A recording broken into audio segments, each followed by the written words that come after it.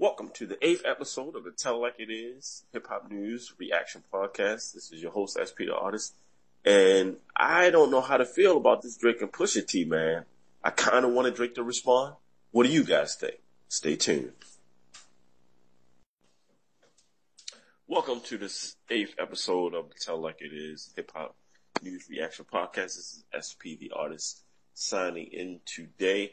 Talk about this Drake and Pusha beef. Also, if you're not subscribed to the channel, hit the notification bell so you can be notified when I upload a new episode. Anyway, let's get right into it today, folks. Pretty much, as of today, right? Pusha dropped the, story of Adidon last week, and Drake has yet to respond. Kanye and Jay Prince has stopped in. Jay Prince, was contacted by Kanye. Kanye wanted to extend an olive branch in the beef. Jay Prince didn't approve of the direction that Pusha took it by, removing the gloves after his fiance's name was mentioned in the Duppy freestyle. A lot of people are upset. There are a lot of people who are saying some disrespectful things in terms of Jay Prince. They don't know the respect that he has, and not only in the streets, but in the industry. But I'm not even concerned about that part. The only issue that I have with it is I feel like they should still be allowed to battle. I think that whatever they deem what was problematic as far as any of the personal issues, they can kind of leave that out and just get back to the traditional sport of lyrical sparring. I feel. So I feel like if Drake does have a response, because he has an alleged response, that's what Jay Prince is telling people, that he's heard it, and it can actually end the careers of both Kanye and Pusha. And you'll hear a lot of different things. Some people will kind of spin it. They haven't even heard it. They're still trying to make it all about Kanye. But Jay Prince clearly said that the unreleased diss track, that the response track that Jake has to Pusha to the story of Adidon, is actually a career-ending record for both Kanye and Pusha, potentially. And then basically he was getting into a mentality of mudslinging, of pig mudslinging, that Jay Prince had described, that sometimes leads to violence, and he was trying to avoid that. Hence the Biggie, Tupac situation, and many others. Rappers that have died over beefs. Basically, I feel that I am disappointed because, like I said, I have respect for Jay Prince and what he's contributed to the industry and the structure that he's added. And the reason why is because even though he comes from a street life, he kind of always kept the street and the business separate. He was also the I would say the voice of reason in a lot of conflicts in the industry. So I had to tip my hat off to the man. And I love his mindset, man. Like whenever he was dealing with problems or whatever, he was always positive. So anyway, getting off that, I feel like Drake should release a response, in my opinion. I feel like he should. I feel like this would give Pusha a chance to redeem himself too, because some people feel as though even though the story of Adidon was entertaining, it was shocking, it was awe-inspiring, controversial, the ingredients of a good hip hop beef, right? Jay-Z super ugly, right? Tupac hit him up, super disrespectful tracks, even Remy Ma, Sheetha. I just feel as though some people are saying right now that he was kind of snitching, right?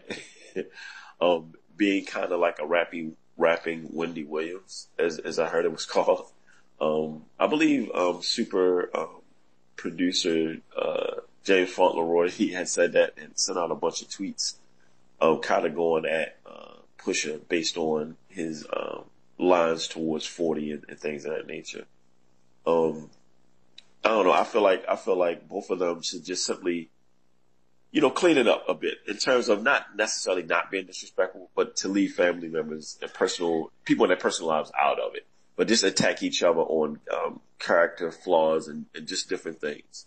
I feel like they should not cease the battle. I felt like it would have been good for hip hop because, like I said, and I hope that Pusha does continue after Daytona continues to give us more consistent music. And like I said, like you said, he's on nobody's time clock. He's not on that. But at the same time, when I raised the point in episode 7 that every artist cannot do a Sade rollout, they just cannot just do that. I feel like we had to have a body of work from them that we can respect. And I feel like in days of streaming and playlists and different things of that nature, streaming playlists, I feel like a person should offer up a huge body of work. Even Prince, when he was going through his, business problems with Warner Brother, had a bunch of, music that he had created. So that's all I'm saying. I feel like Pusha needs to put out more music, and this battle would have helped him to do that. I felt like it would have been a good flashlight to shed light on his, discography um, of work. I feel like um, that's why it should. So I don't know what's coming with Drake's Scorpion album. A lot of people are saying that they don't want to hear any sneak dissing. They're just not for it. If he didn't give a direct response to the story of Adidon, I'm not going to be that hard on him. Like Drake is one of the greats when it comes to subs. Just like Jay-Z was. So if we wasn't going to fault Jay-Z for the sub thing, we're not going to, I'm not going to do that as far as Drake. Because a lot of times people insinuate shit. And sometimes they're on point and they piece it together well, but a lot of times he's making general statements. But I feel like this, Pusha mentioned Drake on his album, and I feel like there's nothing wrong if Drake has already mentioned it because I'm pretty sure most of the tracks have already been recorded. Even though I know artists have throwaways, I just feel like that would be unfair to do that on Drake. I do understand where Jay Prince came from, and sometimes it does happen like that. Snoop had just talked about that on his Breakfast Club interview. How even though the leader of a group, like the artist or whoever, could have a level head and be more aware and practical, his entourage may not be. They may take something personal and react to that, right, out of emotion. So I get that. It could lead to something, but I say the solution is just simply leave the personal stuff out. Leave like any personal family because I agree with that. Like even in my situation, even if somebody from my past wanted to gain clout and create some lies or something about me or whatever to tear me down, to tear my brand down, I'm not going to get into that. I'm not going to ever talk about anybody personal to me. Regardless of what's said, I can speak to my truth. I can defend myself, but I'm never going to get into a mudslinging. So I get that part of it. But I don't know, like almost even like with your freestyle battles, I feel like it's just a part of the culture to kind of be disrespectful and to get at it. It's like just like mama snaps, snapping at somebody or whatever. That's how I looked at it. But obviously, some things can be misconstrued and taken way too serious and just go, too far. Um, like the East Coast West Coast thing in terms of the Tupac Biggie thing. I think that there were some casualties, and I think it did really get too out of hand. And I guess because Pusha, even though a lot of people in mainstream may not realize who he is, I feel like that's kind of disrespectful too. I feel like the Clips are really a classic group. And yes, Pusha as a solo artist may not have a lot, but I feel like he has a lot of hits. He's done a lot. So I'm not going to discredit him. Like I said, I respect now finding out about James Fauntleroy and his discography. I totally respect his opinion, and I appreciate the fact that he defended 40, but I definitely don't want to take away from Pusha. I just feel like Pusha just simply needs to put out a greater body of work, more work consistently, and I feel like this beef would have did it. And I feel like if Drake won't respond, I feel he should simply continue to not necessarily beef, but to just put out more music. And then if he wants to go away and chill, cool, because they'll have a huge body of work to go from that will resonate enough that you can tour periodically on, whereas though you can do a Sade type rollout. But every artist is not afforded that luxury. I feel like even Maxwell, the R&B artist, I felt like he wanted to take that approach, but I don't think that he was disciplined enough, allegedly, in his personal life to pull it off. And I'm not saying that Sade was perfect, but we love her so much that I don't remember hearing anything about her. And I was always excited when she rolled out. I don't care how big the gaps were. And the only other artist that's kind of close to that in terms of hip hop is Jay-Z. Like Jay-Z drops every so often, but like I said, he still has a lot of work. He has a great catalog. You know what I'm saying? So I feel like he can do that. He can afford that. And not everybody is Jay-Z. Plus he's learned how to leverage himself in different ways to keep himself top of mind. And I think he's the poster child of what a lot of people aspire to be, not in just in terms of hip hop success, but in success in life, period. So in my opinion, I feel like Pusha should still put out a lot more music, even if he's not going to Drake. And like I said, I feel like Drake should do it. I feel like he should clean it up. Okay, respect what Jay Prince was saying, but still respond, man. Just don't take it as personal because I feel like this. You can still entertain us, and you don't have to slight people. Even though I'm trying to tell you, the mudslinging is what entertains people, and I get it. What James Prince is saying, yeah, a lot of people want that world star type shit, but not really. Like they wouldn't want that type of drama in their personal lives, so they shouldn't applaud it. But that's just the nature of things, man. That's why violent movies, video games, and these things are successful. Do I feel like it? Life should imitate art? No, I do not. You know what I'm saying? Like I said, I come from a violent past in Baltimore City.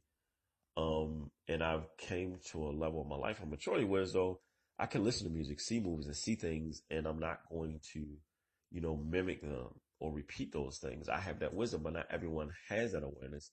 A lot of people are more credulous and, they just simply are more easily influenced by these things, especially if it's popular and if it's a lot of social proof back in it.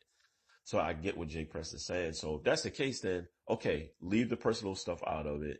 As far as people in the personalized family, loved ones, and just focus on, jabbing at each other and breaking each other down, systematically in terms of lyrics. I feel like they should do that. They could revisit how they approach it, but to just shut it down altogether, I disagree, respectfully. Like I said, I don't know any of these industry guys, but as a fan of hip hop, I'm kind of feeling, and it's a lot of people in the industry who are fans who kind of feeling the same way. I listen to Joe Budden's podcast. I'm kind of hearing a similar sentiment as well with that. Even, with DJ Academics and Wayno and the Deska on Everyday Struggle, I'm hearing it just kind of a regretful tone, and people are kind of, and that me, like I said, as a Drake fan, I'm not going to necessarily say disappointed because I understand where Jay Prince is coming from. I'm just saying that, okay, maybe he should revisit it with another response that is not as, in other words, he doesn't have to play on that level. And maybe that would put him in a good position, right? And plus, I don't think that, in my opinion, I don't believe that, um, the story of Adidon hurt him in any way. Now, of course, Drake has always was hard on the sleeve, always been transparent and things of that nature, and not ashamed of his emotions. I feel like that these situations helps Drake, just like Jay-Z's 444. It heightens, his level of transparency now. It gives him more material that he can write about from an emotional, relatable place. And I think Drake is clever enough to capitalize on that. He's human. I think Drake can also admit when he's wrong. I believe, and I feel like he can incorporate that into his lyrics. So I think Drake is fine. He's clever enough to adapt, and to pivot, as an artist. I don't think he will allow it to wash his career or anything like that. Plus, I think Drake's fans are so loyal that, yeah, they may be disappointed that Drake has to take a technical L. Cause to me, it's a technical L. Cause it's like if one person doesn't show for a response or somehow is disqualified, then by default, the other opponent wins. And I felt like Pusha won on a technicality and by default because Drake didn't respond or was told not to respond.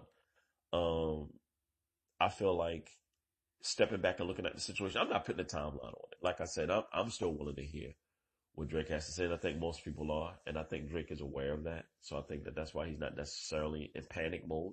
As some people try to allege, people do a lot of fucking reaching. Um, I'm just culture.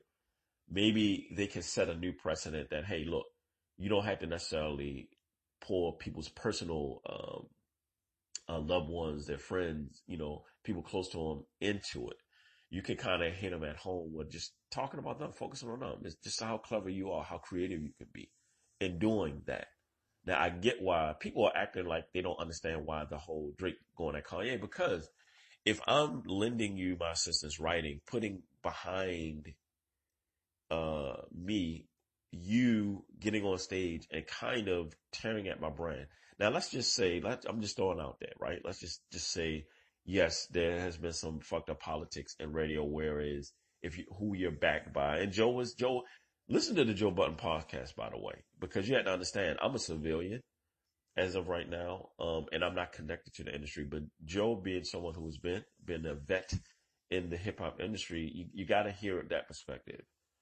Um, I just feel like even if radio was receiving payola in situations like that, I understand why Drake was upset with what Kanye was saying, because he kind of almost was saying the only reason why we liked it. And that's true. I talked about that, the radio playing music and things, and the music outside of being sticky by them constantly playing it puts us in the top of our mind and convincing us that it's a hit. I think that that's the narrative that Drake was upset with, that Kanye was basically saying radio was convincing that Khaled and Drake songs were hits, and not that they were necessarily hits. And I would feel a kind of way about that, and I kind of get it. But like I said, I don't necessarily know that they did any payola, anything outside of what was going on. And I'm in Drake's defense in that situation as far as Kanye stage. Would Kanye be upset if Kid Cudi and he were both getting plays and spins, repeated spins as well? Would he be upset? Or would he say, hey, radio, stop playing it so much like the other artists went? See, that's another thing. But anyway, I want to just get away from that. Like I said, my thing with the whole situation is I feel as though they can take another approach. You know what I'm saying? If these guys, and I'm not saying that even the URL, freestyle battles, I'm not saying that they don't go far at some points, but I'm just saying if those guys got a thick skin, I don't know, I feel like Pusha and Drake has thick skins, and I get it. Some of their entourages may be overly emotional, but I feel like this. If those guys can't delegate or set down a word for these people to respect in their entourages, then maybe they shouldn't be in the entourage. You know what I'm saying?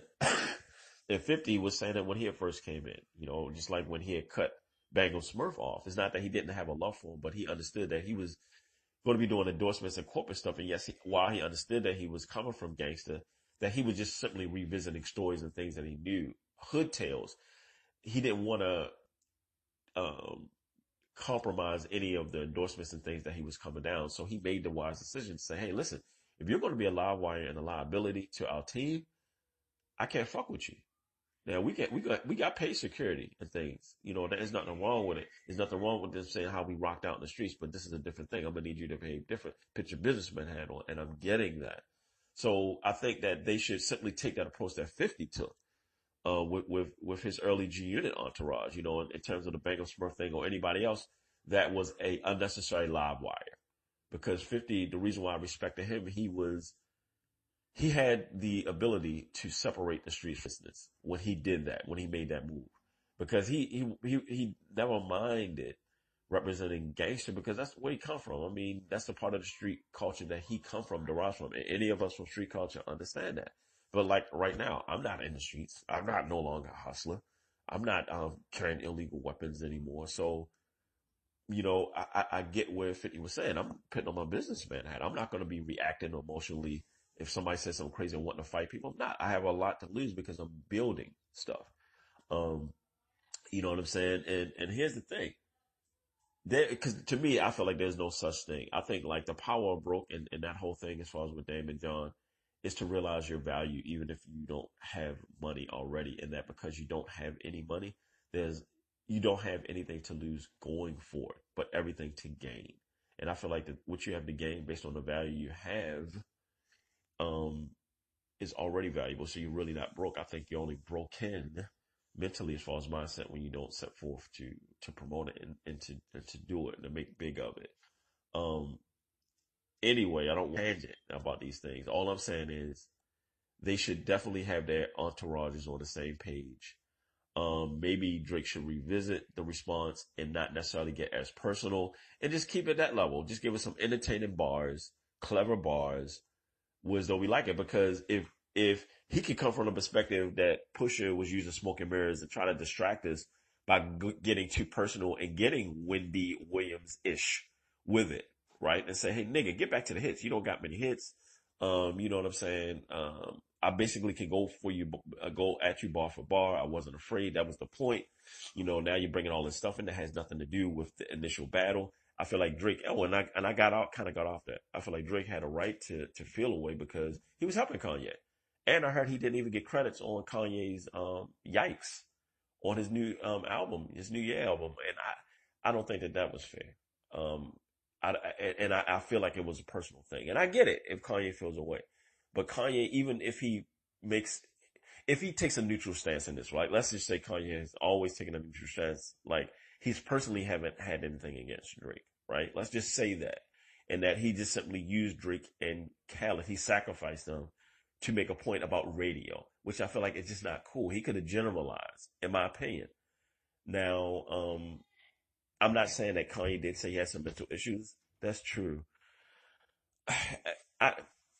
My thing is with the situation, it appears that Kanye kind of okayed that. I mean, if he produced a lot of songs, you know, or produced all of this stuff for the album art and all of this stuff, that he was very much privy to push his feelings and stance on Drake and what he was planning on doing, and that's why Drake feels away, and that's why he addressed them both, which he should. And just like James Fauntleroy said, Kanye has the most ghostwriters in hip hop history. I don't know if he was trolling with that, but you know, ghost producers and all that. Listen, here's the thing. Let's get that bullshit out. That's an excuse.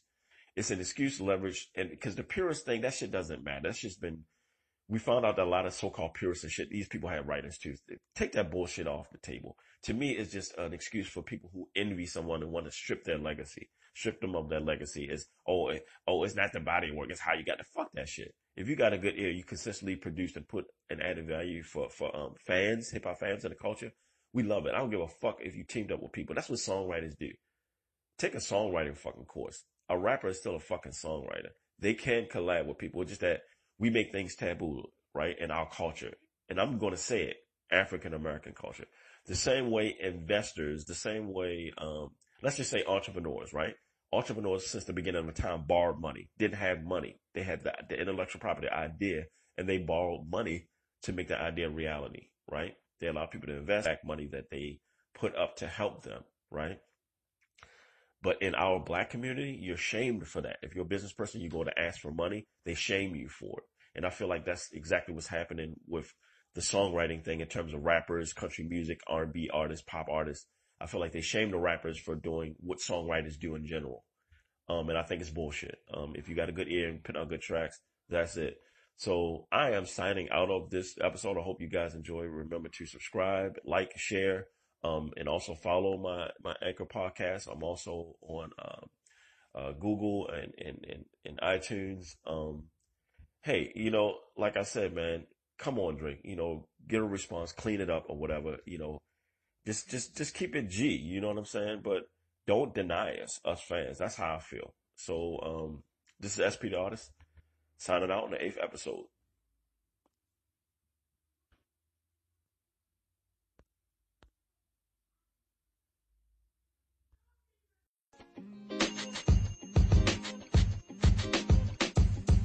The podcast you just heard was recorded with Anchor. If you want to make your own, download the Android or iOS app completely free from anchor.fm/podcast. That's anchor.fm/podcast.